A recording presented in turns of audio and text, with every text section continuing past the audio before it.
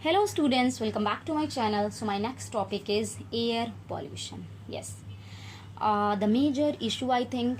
So this is the first page of this slide. Now the next is overview, introduction, then air pollution, types of pollutants, sources, effects, prevention, and then conclusion. Yes.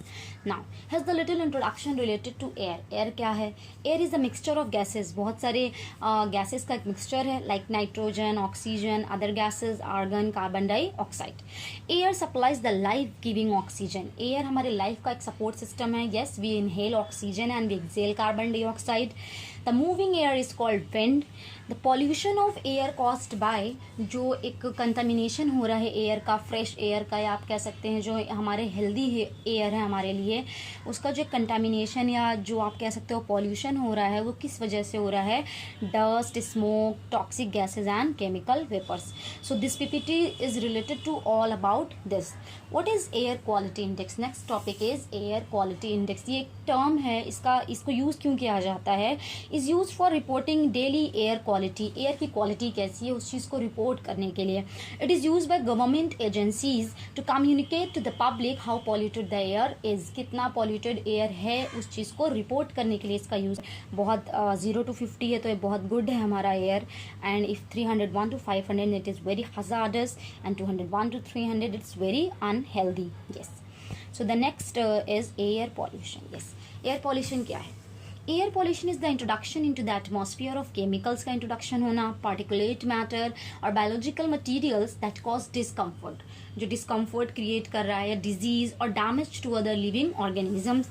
It means any solid, liquid or gaseous substance present in the atmosphere in such concentration that may tend to be injurious to human beings or other living creatures.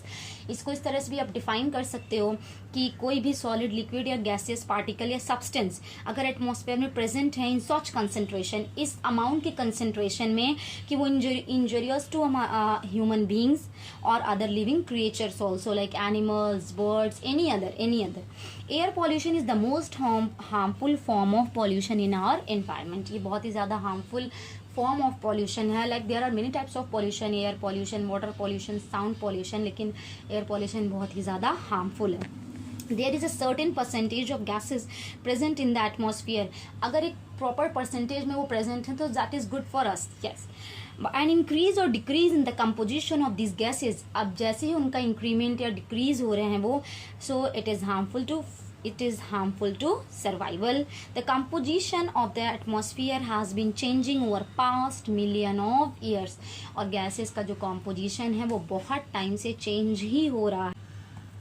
Yes, so this is all about air pollution. Next है आपका the pollutants are divided into 2 categories. जो इनके pollutants हैं ये 2 category में divide किए गए हैं, primary pollutants and secondary pollutants. Yes. So here is the slide related to emissions कि कहाँ कहाँ से पॉल्यूटेंट्स जो हैं वो इमिट हो रहे हैं.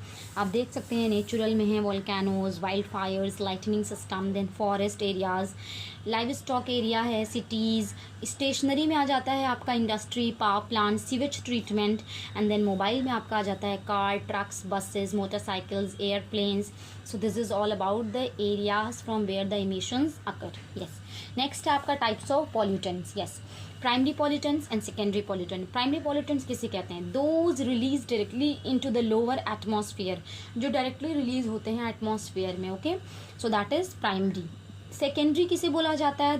Those that are form by the combination of primary pollutant. Yes. ऐसा पॉल्यूटेंट जो डायरेक्टली इमिट नहीं होता है बट तब फॉर्म होता है जब अदर पॉल्यूटेंट्स के साथ रिएक्ट करता है एटमॉस्फेयर में जाकर. For example, acid rain is produce from the combination of sulphur oxides, SO2 and SO3 and water vapor. So here's the examples related to primary and secondary pollutants like SO2, CO, NO, CO2, NO2.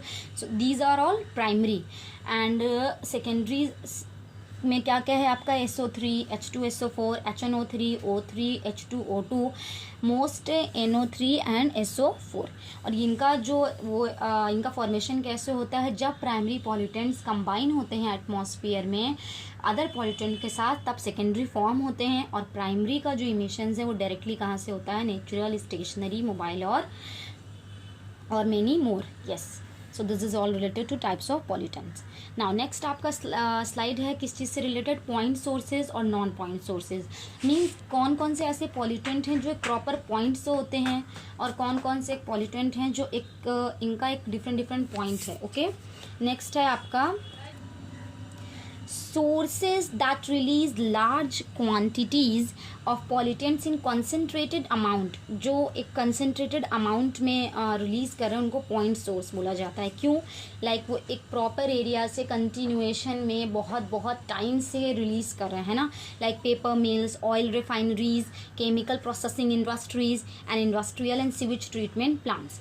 Non point में आपका क्या आ जाएगा, sources that release pollutants in a diffused manner. Diffuse in the sense कि जैसे कभी इन्होंने इस पोर्शन से किया, कभी वो दूसरे एरिया में मूव कर रहे हैं तो वहाँ से वो कर रहे हैं. लाइक अगर एक ही स्मोकर है, सो जो स्मोकर होता है वो कंटिन्यू हमेशा एक ही जगह बैठ के स्मोक नहीं करता है, कभी भी वो कहीं भी कर रहा है. ठीक है, वो किसी भी पोजीशन या मूवमेंट में है या वो ट्रैवल कर रहा है. So this is called diffused manner. Smoke emissions from vehicles, burnings of garbage and using aerosols, sprays and insecticides. Yes, vehicle continue move कर रही है या कहीं stop है, रुकी है, तो वहाँ थोड़े देर के लिए वो नॉन पॉइंट एरिया पे एक जगह से वो रिमूव इमिट कर रही है पॉल्यूशन को. बर्निंग ऑफ गार्बेज, जब कोई भी चीज़ हम बर्न करते हैं तो जो पूरा एक इमिशन होता है वो बहुत स्प्रेड होके निकलता है. And then using aerosol sprays, जब भी आप कोई चीज़ स्प्रे करते हो वो एक पर्टिकुलर पॉइंट पे नहीं जाता. येस, वी ऑल नो कि वो प्रॉपर स्प्रेड होता है. नाउ एंड इंसेक्टिसाइड्स का यूज़ जब भी करते हैं प्लांट्स या एग्रीकल्चर प्रैक्टिसेस में, तो इंसेक्टिसाइड को जिस तरीके से स्प्रे किया जाता है या पेस्टिसाइड्स को, वो बहुत लार्ज एरिया को कवर करके दूर तक जाते हैं. येस, नेक्स्ट है आपका so the next topic is sources of indoor air pollution. Indoor air pollution किस तरीके से हो रहा है आप नोट कर सकेंगे कि आप अपने रेजिडेंशियल एरिया या अपने हाउस या होम में इस चीज़ को एक्सपीरियंस कर सकते हैं कि हम बहुत ज़्यादा अपने ही एरिया में पॉल्यूट हो रहे हैं या हम चीज़ों को भी पॉल्यूट कर रहे हैं. लाइक आप देख सकते हैं एटिक एरिया में, आप देख लीजिए इंसुलेशन एरिया जो होता है पूरा लेयर क्या हो जाती है, एक्यूमुलेट हो जाता है आकर डस्ट का. Then poor ventilation, storage boxes. जब पुअर वेंटिलेशन होगा तो एक एक्सचेंज ऑफ गैसेस प्रॉपर होगा ही नहीं. नेक्स्ट आपका extreme heat and humidity, roof leaks होना. जब रूफ लीक्स होते हैं तो बहुत सारे माइक्रोब्स आके कंटामिनेट हो जाते हैं. नेक्स्ट है आपका बेडरूम में किस तरीके से हो रहा है, VOCs from hair spray, perfumes, nail polish, furniture, carpet and upholstery, dust mites in bed sheets and poor ventilation. अब VOCs क्या होते हैं, VOCs एक ग्रुप ऑफ केमिकल्स हैं that can vaporise into air, जो एयर में वेपराइज हो जाते हैं जाकर. और VOCs are used in thousands of daily products. VOCs का यूज़ किया जाता है थाउजेंड्स ऑफ डेली प्रोडक्ट्स में. उसके एग्जांपल आप देख सकते हो यहाँ पे लिविंग रूम में. आप देखिए इन पेंट, फर्नीचर, वार्निशेस. पेंट में यूज़ होता है, वार्निशेस में होता है. एंड देन इस बहुत सारे ऐसे कॉस्मेटिक प्रोडक्ट्स हैं जिसमें VOCs प्रेजेंट रहते हैं. क्लीनिंग एजेंट, क्लीनिंग जो प्रोडक्ट यूज़ कर रहे हैं हम, उसमें भी होता है. Okay, and exposure to VOC, अगर आप VOC से बहुत ज़्यादा टाइम के लिए एक्सपोज हैं या बहुत ज़्यादा उसके एरिया में हैं, so can cause a variety of health effects. Yes, next है आपका लिविंग रूम में देख लीजिए VOCs from paint, furniture, varnishes and carpet, pet hair and dandruff. Outdoor में आपका आ जाता है emissions, particulate matters, odours and pathogens की वजह से जो पॉल्यूशन हो रहा है आपके एरिया में. बाथरूम में आप क्या देख सकते हैं, मिल्ड्यू, ठीक, and then mould, microbial pathogens and odours. So this is all related to bathroom. Then kitchen में आप कैसे चीज़ों को आप नोटिस कर सकते हैं, लाइक कुकिंग एप्लायंसेज हैं, कुकिंग स्मोक जो निकल रही है. क्लीनिंग प्रोडक्ट्स, हम बहुत सारे प्रोडक्ट्स को यूज़ करते हैं किचन में भी चीज़ों को क्लीन करने के लिए, है ना. नेक्स्ट है आपका odours, mould, mildew and other microbial pathogens. और जो हमारे फूड एरिया में या आप कह सकते हो वॉल्स वगैरह पे जो पैथोजेंस या माइक्रोबियल पैथोजेंस जो क्या हो जाते हैं, एक्यूमुलेट हो जाते हैं, या सपोज टू भी जैसे कोई फूड डिस्ट्रॉय हो रहा है तो उस पर मोल्ड होता है ना, मोल्ड लगना शुरू हो जाते हैं. सो इस तरह की चीज़ों से भी एक ऑडर आने लगती है. ये सब चीज़ें भी क्या है, इंडोर एयर पॉल्यूशन में आती हैं. So this is all related to indoor air pollution. Next है आपका sources of outdoor air pollution. Power plants जो हैं, आउटडोर हैं, construction and road dust, continue अगर कहीं कंस्ट्रक्शन चल रहा है बहुत टाइम से तो आप उस तरीके के डस्ट को इनहेल कर रहे हो।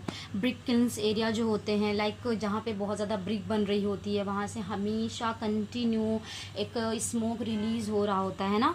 और फिर इमिशंस जो होते हैं ऑटोमोबाइल से, transportation area, open waste burning कर रहे हैं हम खुद ओपन वेस्ट बर्निंग कर रहे हैं, लाइक इंडस्ट्रीज़, बायोमास बर्निंग करना, बायोमास इनमें बहुत लार्ज अमाउंट में बर्निंग करना, ठीक।